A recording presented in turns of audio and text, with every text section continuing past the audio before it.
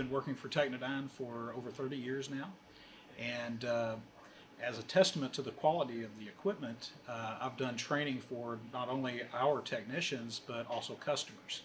And one thing that I always get comments from is how long the equipment has lasted out in the field. That's not uncommon to hear even today. Through our maintenance program, we've been able to partner with our customers and provide the maintenance that keeps this equipment up and going.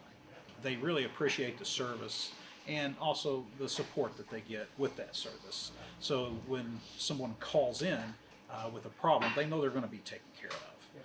Preventative maintenance is critical. It keeps your instrumentation standardized to the industry standards. Make sure that the numbers that you're reporting at this mill agree with your sister mill across the country or the world. That everybody is reporting the same numbers regardless of where it's being manufactured. The other bonus that you get with the maintenance program is we do predictive maintenance, where we try to look at things that we know are perishable items, like a lamp or an air filter, air valves, those simple type of things that need to be replaced on a routine basis. But we try to do it before it fails, because downtime costs money.